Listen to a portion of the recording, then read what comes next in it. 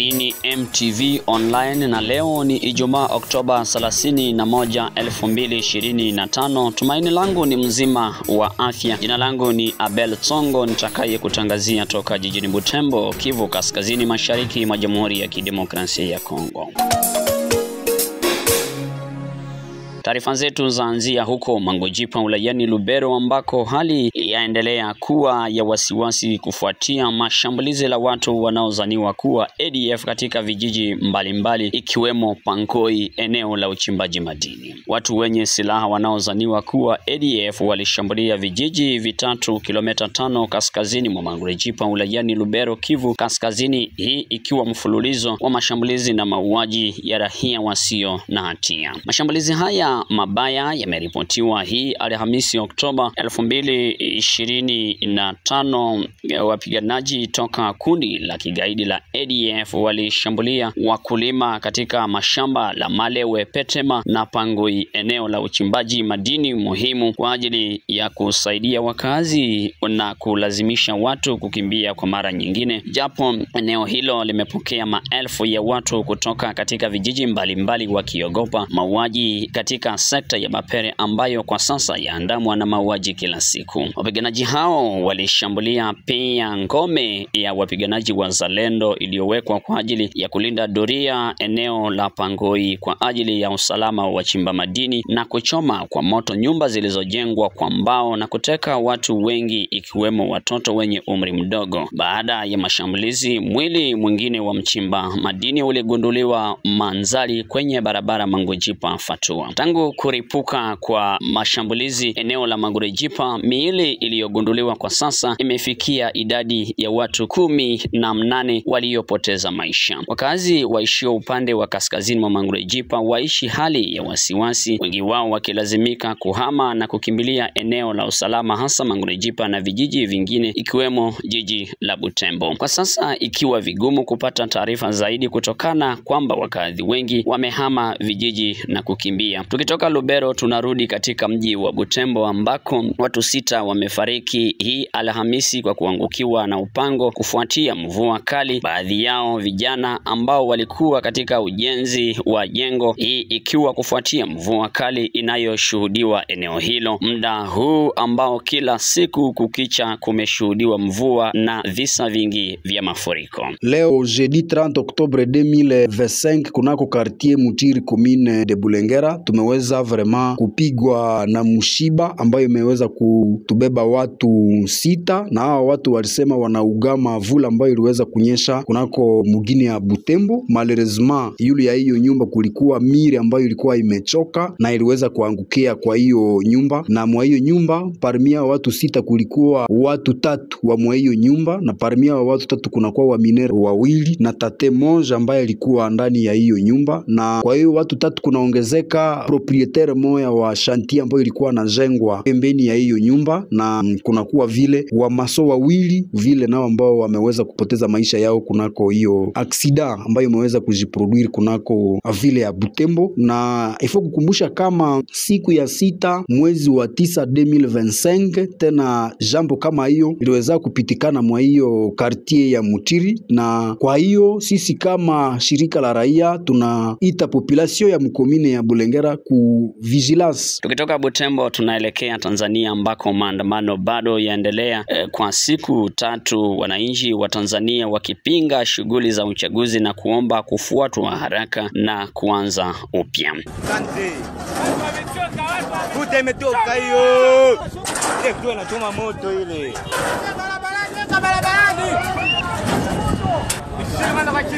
Kisheni kwa chini.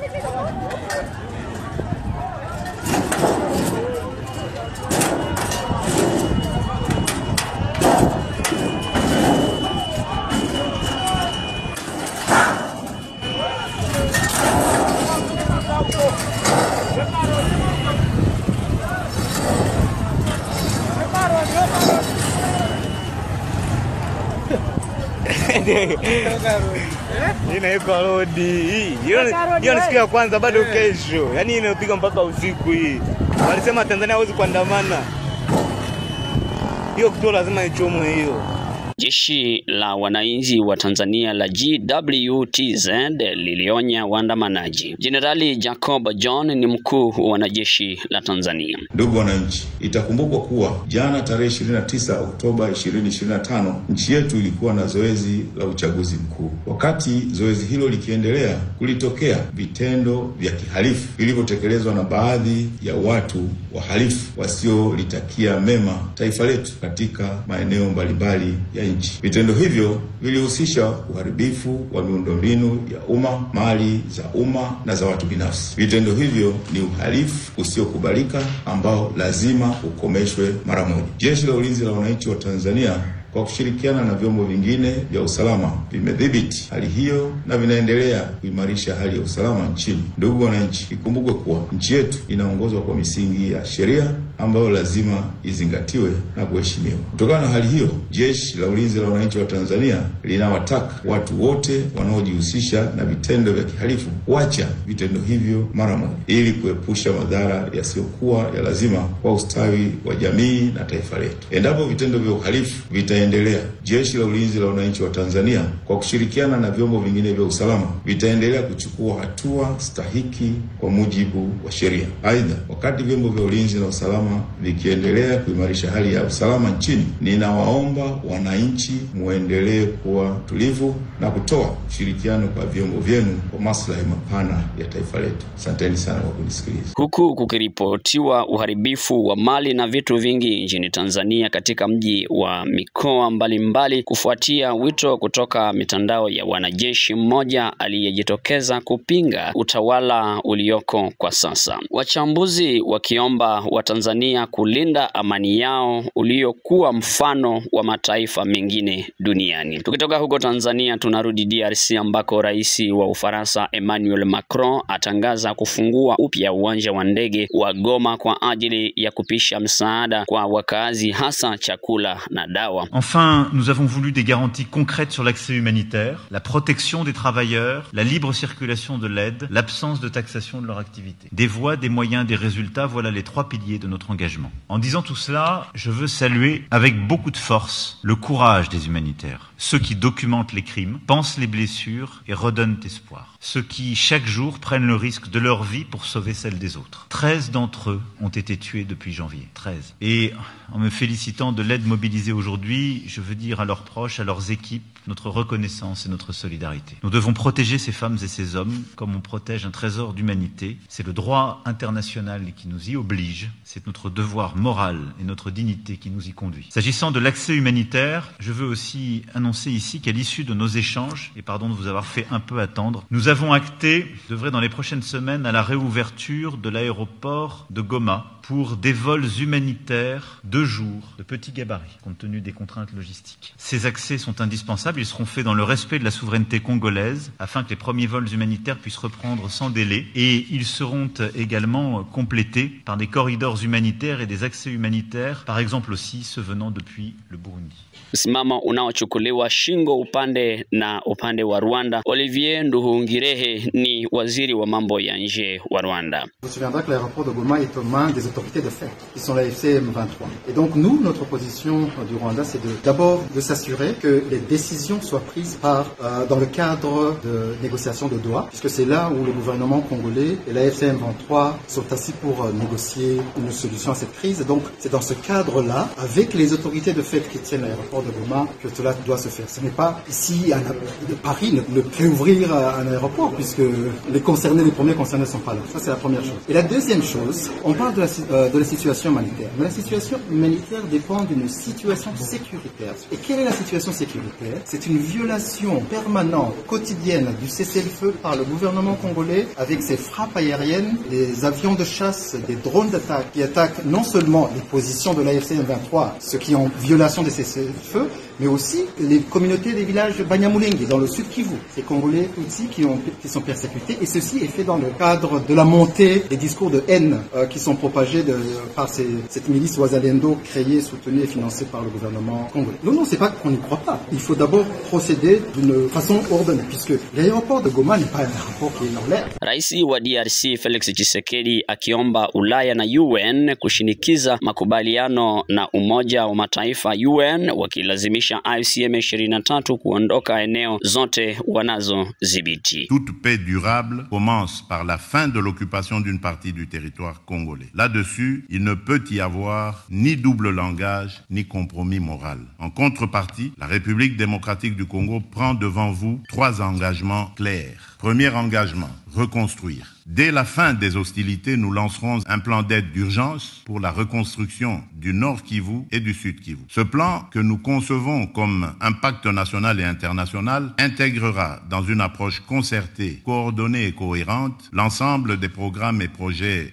destinés à la stabilisation, au relèvement et au développement durable des provinces affectées. Il visera à mobiliser environ 5 milliards de dollars à l'horizon 2026 pour la réouverture des écoles, la réhabilitation des centres de santé, la reconstruction des routes, le rétablissement des services sociaux essentiels et le retour digne des personnes déplacées. Il ciblera ainsi la sécurité alimentaire car nourrir une famille, c'est déjà commencer la paix. Ce plan sera coordonné, unifié et transparent. Aucun territoire ne sera abandonné, aucune communauté ne sera laissée en marge. Deuxième engagement, protéger les plus vulnérables et responsabiliser les auteurs. Nous allons renforcer notre cadre juridique relatif à la protection des déplacés et des victimes de catastrophes humanitaires, notamment par l'intégration en droit national de la Convention de Kampala de l'Union africaine et l'adoption d'un dispositif légal pérenne de financement de l'action humanitaire et de réduction des risques. Dans cette perspective, une loi sur le financement de l'action humanitaire et de la gestion des risques de catastrophes sera prochainement adoptée afin de doter le gouvernement de mécanismes pérennes de financement conformément au cadre de Sendai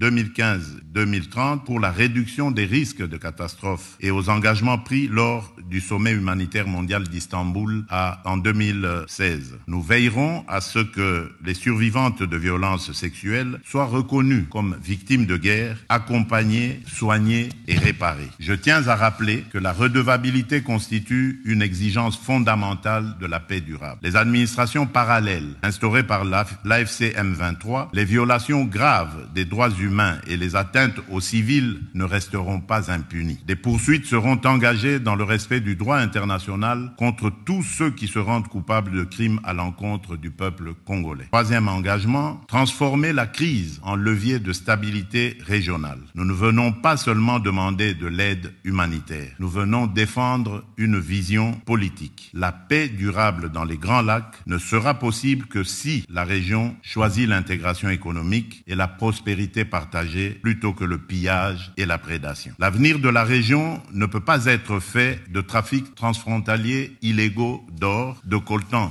ou de cobalt, alimentant des groupes armés. Il doit être fait de coopération économique formelle, d'infrastructures interconnectées, d'industrialisation locale, de valeur ajoutée créée sur le continent et d'opportunités offertes à la jeunesse. C'est cela la paix durable. AFC M23 kwa upande wakisema hatua ya Paris haihusu muungano wa mto Kongo. AFC M23 inaonya kushangazwa kwake na tangazo lililotolewa mjini Paris wakati wa kongamano la kibinadamu na maziwa makuu la kufunguliwa tena kwa uwanja wa ndege wa kimataifa wa Goma. Uamuzi huu haujapangwa kwa wakati unatenganishwa na hali ya halisi na ufanywa bila mashauriano yoyote ya awali na AFC M23. Watu wawezaje kusema juu ya uwanja tena usafiri wa anga huko Goma wakati idadi ya watu inanyimwa akiba zao na benki kufungwa kwa amri ya serikali ya Kinshasa? Kwa hivyo tangazo la kufunguliwa tena kwa uwanja wa ndege wa Goma linaonekana kuwa lisilo la wakati na mapema katika muktadha uliowekwa na alama na mashambulizi ya ndege zisizo na rubani na utawala wa Kinshasa kwa malengo ya raia. Kufungwa kiolela kwa anga ya maeneo yaliyogombolewa ili kuwezesha operesheni za kijeshi dhidi ya raia. Katika maeneo yaliyogombolewa, raia wanaishi kwa usalama na heshima mbali na machafuko yanayoendelea kupendezwa na Kinshasa. Ufaransa inapaswa kuchukua msimamo wa haki na usawa, haipashwi kuwatia moyo wale wanaotumia mateso ya kibinadamu kwa manufaa ya kisiasa au kifedha, lakini badala yake iunge mkono utafutaji wa suluhu ambazo zitaweza kuleta amani kwa watu wa eneo hilo. Msikilizaji na mtazamaji wa MTV1 Online, ni hayo kwa siku ya leo. Asante kuwa ulitoa muda wako kuungana nasi tangu mwanzo hadi mwisho. Kwa niaba ya mwandaji wa matangazo haya Oster Malivika, mimi ni Abel Tsongo niliyekutangazia kwa siku ya leo. Asante na karibu tena, uwe na siku njema.